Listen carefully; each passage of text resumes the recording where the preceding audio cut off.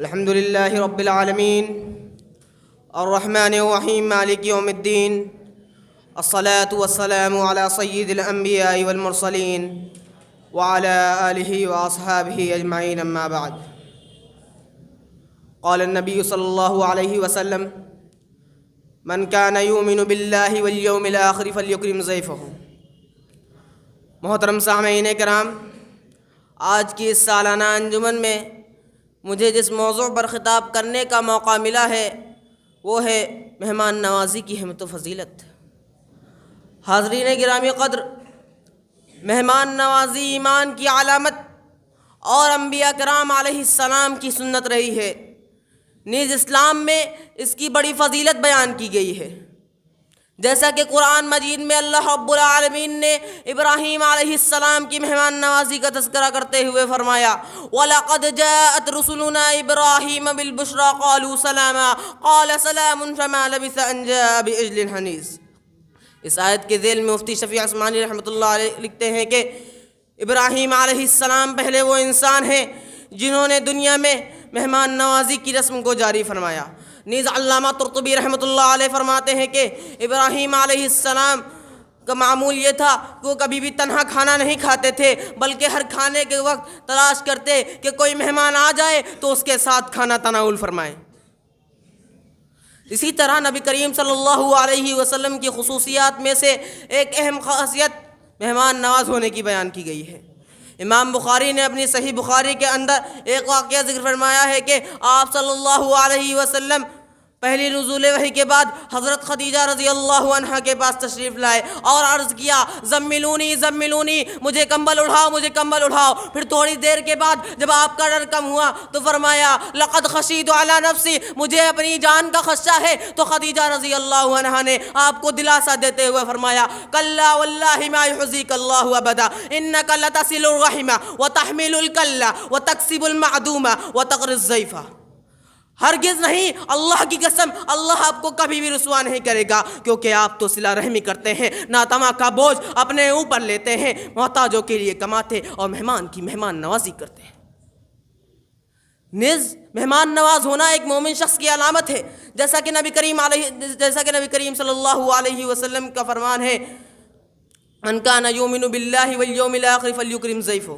آپ صلی اللہ علیہ وسلم نے فرمایا: جو شخص اللہ اور آخرت پر ایمان رکھتا ہے اس کو چاہیے کہ وہ مہمان کی ضیافت کرے. محترم سامعین کرام، اگر ہم صحابہ کرام کی زندگیوں کو دیکھیں تو ہمیں واضح طور پر معلوم ہوگا کہ اصحاب رسول ضیافت کے معاملے میں اتنے وسیع القلب تھے کہ خود کو تو بھوکا رہنا گوارا کر لیتے تھے، لیکن مہمان بغیر کھائے پیے چلا جائے یہ ہرگز قبول نہیں تھا.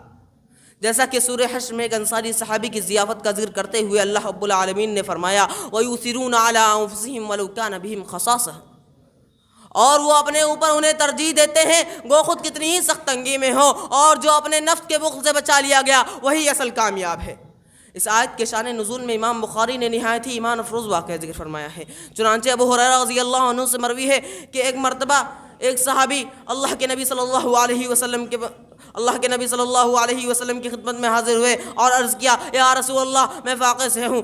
تو نبی کریم صلی اللہ علیہ وسلم نے ازواج مطہرات کے پاس بھیجا تاکہ وہ اس صحابی کی دعوت کرے، لیکن ان کے پاس بھی کوئی کھانے کی چیز نہیں تھی. تو نبی کریم صلی اللہ علیہ وسلم نے فرمایا: کیا کوئی شخص ایسا نہیں جو آج رات اس مہمان کی میزبانی کرے، اللہ اس پر رحم کرے گا.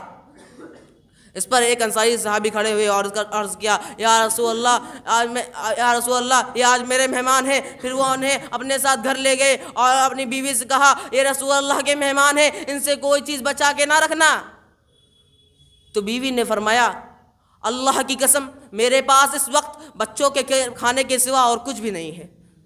تو ابو طلحہ نے کہا: اگر بچے کھانا مانگے تو انہیں سلا دینا اور چراغ کو بھی بجھا دینا، آج رات ہم بھوکے ہی رہ لیں گے. حاضرین گرامی، ذرا غور فرمائیے کہ صحابہ کرام اپنے مہمانوں کی کس طرح ضیافت کرتے تھے، لیکن آج لوگ کھلاتے ہیں تو مالداروں کو کھلاتے ہیں، فقراء و مساکین اور حاجت مندوں کو کھلانے میں کوئی عار سمجھتے ہیں، جبکہ فرمان رسالت ہے: بئس الطعام طعام الولیمۃ یدعا الیہ الاغنیاء ویترک المساکین. برا کھانا اس ولیمے کا کھانا ہے کہ جس میں امیر بلائے جائے اور مساکین کو چھوڑ دیا جائے.